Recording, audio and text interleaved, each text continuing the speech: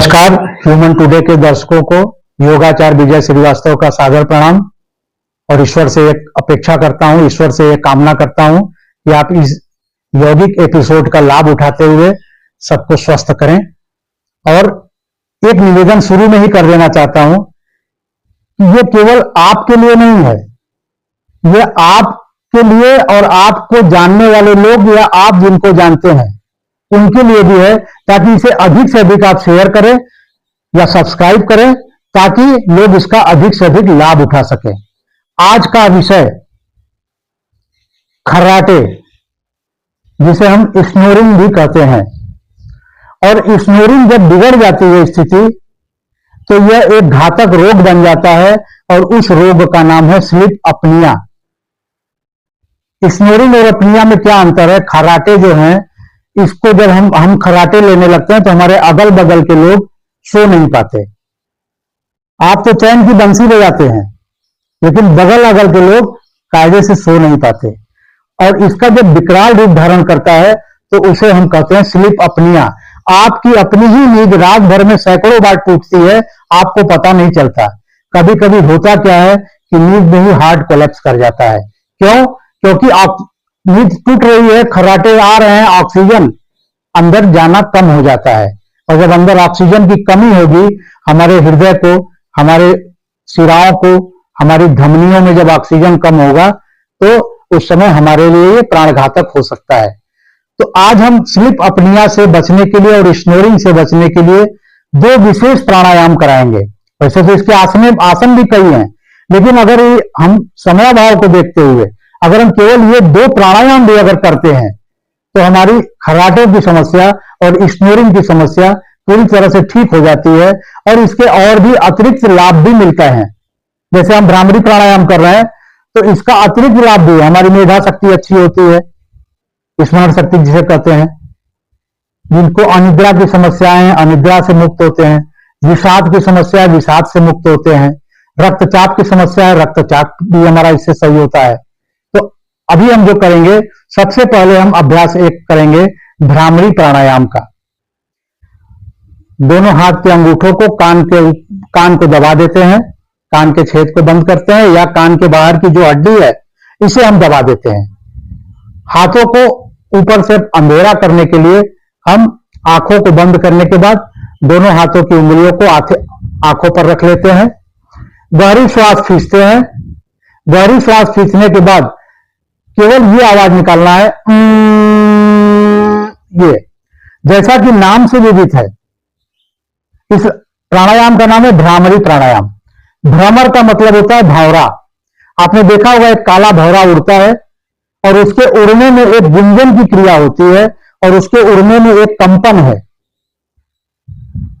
एक वाइब्रेशन है, हमिंग है। गुंजन अर्थात हमिंग और वाइब्रेशन, कंपन। तो जब वो काला भंवरा उड़ता है तो उसके उड़ने में गुंजन और कंपन दोनों होता है। वही हमें अपने इस ब्रह्मांड में, इस हाइपोथैलेमस सिस्टम में पैदा करना है। ठीक? दोनों कान को इस तरह बंद करने के बाद गहरी श्वास खींचते हैं।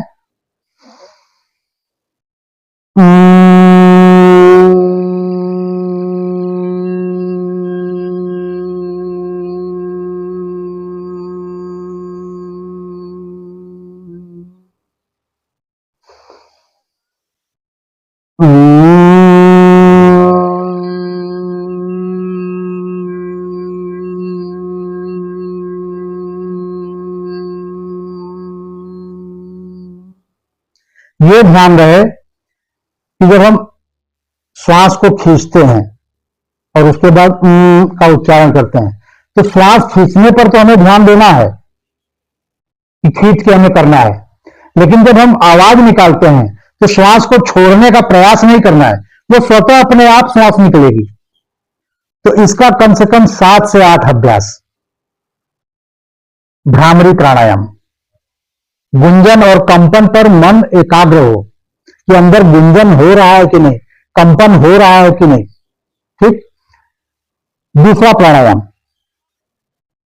उज्जाई प्राणायाम।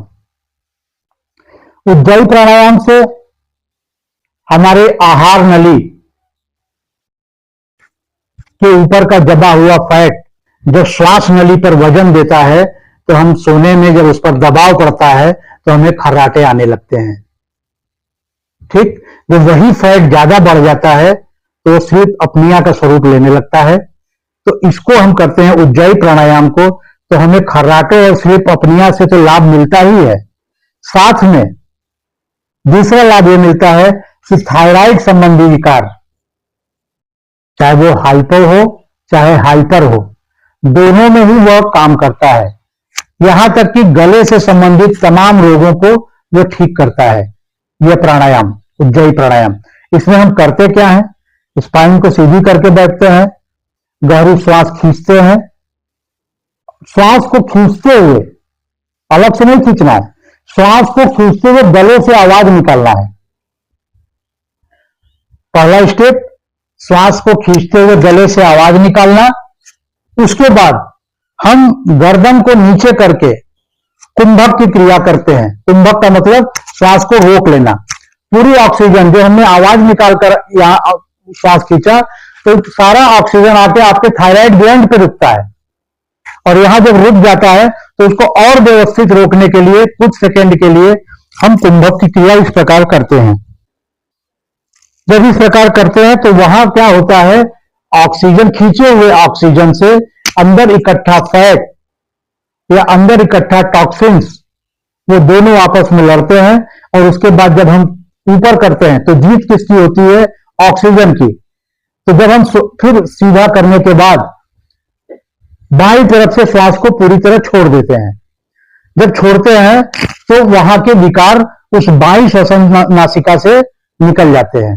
इस क्रिया को जब हम बार बार करते हैं तो हमारा गर्दन, गले से संबंधित जो भी अपनिया का विकार पैदा किया है, जो फैट है, जो भी विकार अंदर टॉक्सिन्स की वजह से, ये सारे दूर हो जाते हैं।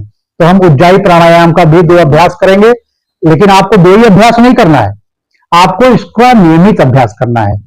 ठीक, 2 से ज्यादा बार, 6 बार, 8 बार, 10 बार, 12 बार, अपने समय के हिसाब से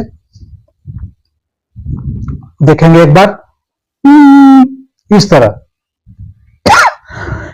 बहुत लोगों को समस्या होती होंगी कि नहीं आवाज निकल रहा है, हिचकी लेना है, छोटी हिचकी, और उसी हिचकी को लंबी करना है।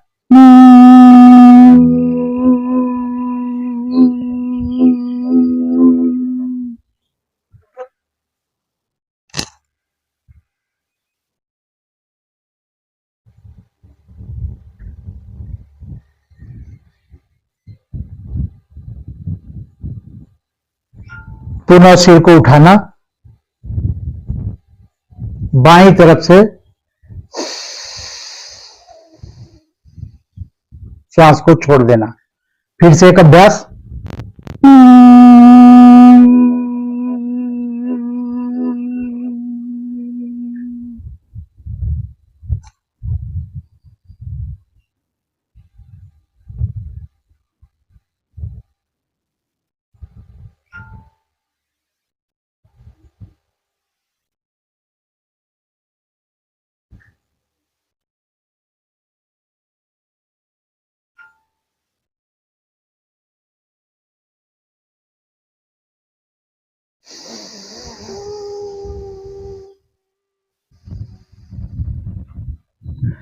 जब आप सही करेंगे तभी श्वास अंदर इकट्ठा होगी, गलत करेंगे तो श्वास इकट्ठा नहीं होगी, और जब इकट्ठा नहीं होगी तो श्वास निकलेगी नहीं।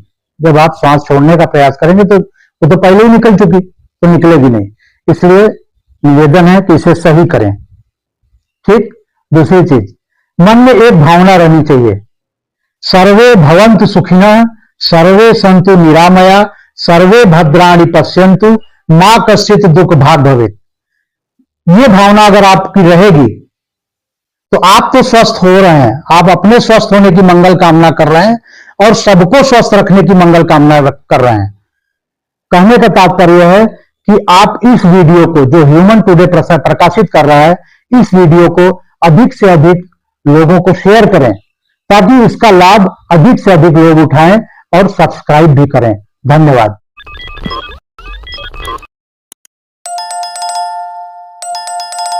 You